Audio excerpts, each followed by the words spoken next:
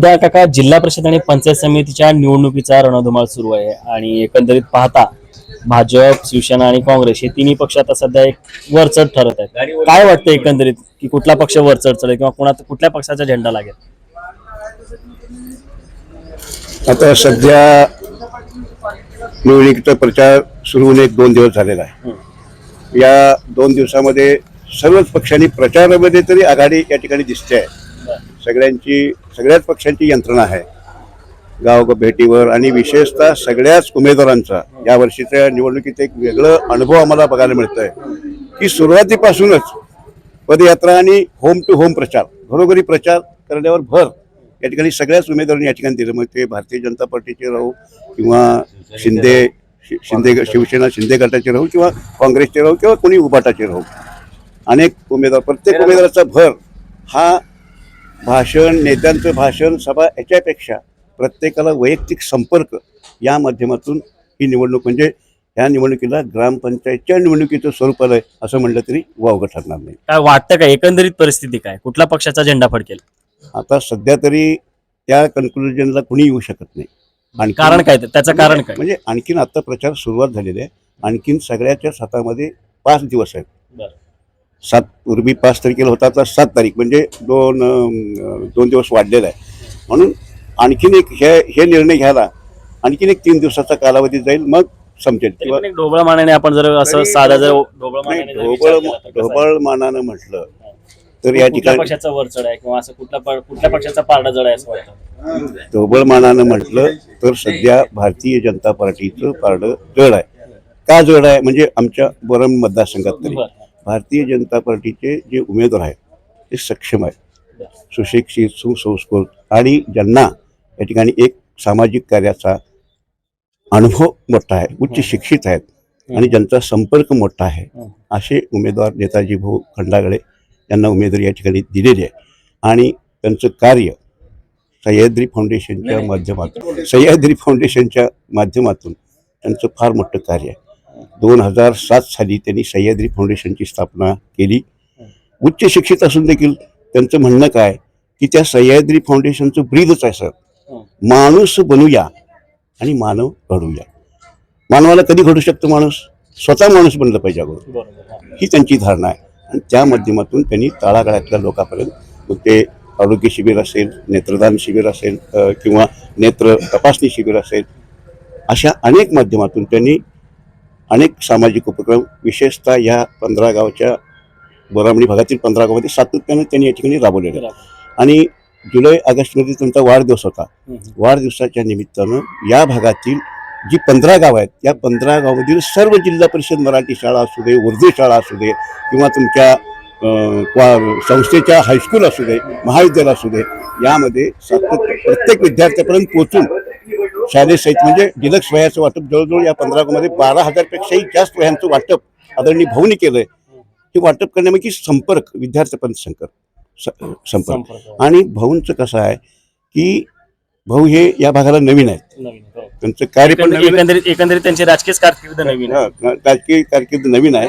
परंतु भाऊंचं काम हे खेळगा बांधल्यासारखं नाही आहे, बाया मारून बांधकाम, म्हणजे भक्कम काम आहे. आणि ते काम आता हळूहळू परिचय या ठिकाणी निवडणुकीच्या माध्यमातून गेल्या 2-4 महिन्यापासून लक्षात आलेला आहे सगळ्यांच्या. आणि आणखी एक प्रश्न तुम्हाला, एकंदरीत पाहता बोरामणी मतदारसंघ हा वर्षानुवर्षे काँग्रेसचा बालेकिल्ला म्हणून ओळखला जातो, पण ते कुठंतरी कमकुवत होतं. याचं कारण काय असं? बोरामणी जिल्हा परिषद हा काँग्रेसचा बालेकिल्ला नव्हे, देशच काँग्रेसचा बालेकिल्ला होता, महाराष्ट्रच बालेकिल्ला होता, सोलापूर जिल्हाच होता. पण काय असतं की कालांतरानं बदल हा सगळा आपल्या जीवनाचा भागच आहे. आणि ते बदल का झाला, कशासाठी झाला, हे सर्व सरसूचं. फक्त बोरामणी भागच का म्हणतात तुम्ही? आमचं दक्षिण सोलापूरचा बाकी असं बघायला गेलं तर 2014 नंतर भाजपचे वारे सगळीकडे, मोदी लाट म्हणतो ती मोदी लाट पसरली.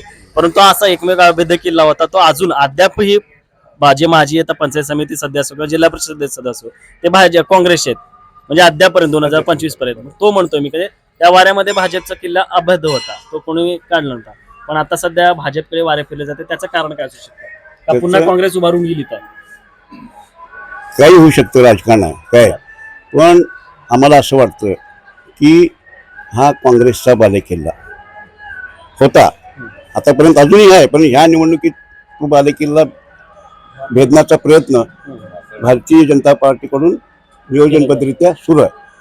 आणि त्यामुळं अनेक आमचे मोहरे, काँग्रेसचे जे मोहरे म्हणतो आम्ही, आज सगळ्यात ज्यांनी काँग्रेस वाढवली, काँग्रेसमध्ये ते स्वतःही वाढले, असे लोकच आता त्या ठिकाणी पक्षप्रवेश वगैरे केल्यामुळं बघू त्यांचा काय इफेक्ट होतो. जरी नेते गेले असतील तर जनता गेली की नाही काय. आणि काँग्रेसचे जे विचार आहेत तळागाळापर्यंत पोचवायला नेते मंडळी, कार्यकर्ते मंडळी, माझं स्पष्ट मत आहे, कमी पडलेले आहेत. आता तुमचा पक्ष जरी जिल्हा परिषदमध्ये पूर्ण सत्तेत नव्हता, तुमच्या भागात तुमचे जिल्हा परिषद पंचायत समिती सदस्य होते, बरोबर आहे, सत्ता होती, पण पंचायत समितीला, जिल्हा परिषदला भारतीय जनता पार्टी, राज्य सरकार जनता पार्टीचं देशामध्ये विरोधक म्हणून जी भूमिका काँग्रेसने करायला पाहिजे, आज महागाई विरोधात, आज गॅसचे दर वाढलेत म्हणतो आपण, म्हणायचं फक्त लोकांच्या सुरात, पण कधी आंदोलन केलं काँग्रेसने, काँग्रेसच्या नेत्यांनी, काँग्रेसच्या यांनी.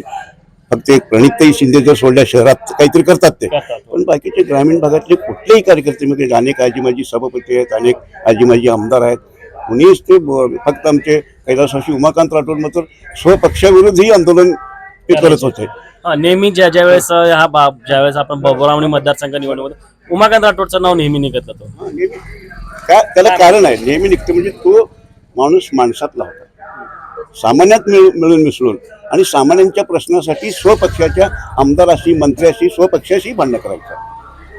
मला आठवतं अजून 1994 साल राज्यात, केंद्रात काँग्रेसचं बहुमतानं सरकार होतं, आणि हे काँग्रेसचे मला वाटतं तालुका अध्यक्ष होते, आणि एक कार्यकर्ता उजनी पाण्यासाठी त्यांनी 10 ते 20 हजाराचा मोर्चा जिल्हा परिषद काढला, स्वपक्षाविरोध काढला, आणि त्यामुळं त्यांचे अनेक राजकीय नुकसान झालेले आहेत. हे बोलण्याचा भाग नाही, पण त्यांचं राजकीय नुकसान, ते राजकीय नुकसान झालं त्याचं काय म्हणजे, मला भले काही न मिळो परंतु माझ्या भागाला पाणी मिळालं पाहिजे, ही त्यांची भूमिका होती. तशी भूमिका आज कोणाची मांडणारा नेता नाहीये, आणि तळागाळापर्यंत पोहोचणार नाहीये, आंदोलन नाही, मोर्चा नाही, कुठल्या गोष्टीचं काय नाहीये, ज्यांनी त्यांनी आपापल्या ह्याच्यात आहेत. सामान्य लोक अजूनही काँग्रेसला मानतात. काँग्रेसने फार मोठं कार्य उभं केलेलं आहे, फार मोठं कार्य आहे काँग्रेसचं. अगदी देशाला स्वातंत्र्य मिळाल्यापासून ते देशाला स्वातंत्र्य मिळाल्यानंतर काँग्रेस म्हणजे या देशाची अवस्था भूका, नंगा, कंगाल देश असा होता, परंतु त्याला सक्षम बनवण्याचं, महासत्तेच्या दिशेनं पायाभरणी करण्याचं काम काँग्रेसने केलं आहे. म्हणजे हे थोडक्यात म्हणजे हे ज्ञानी आणि रचला पाहिजे, म्हणजे काँग्रेसने रचला पाहिजे, कळसगाठीला भाजपने, असं झालं.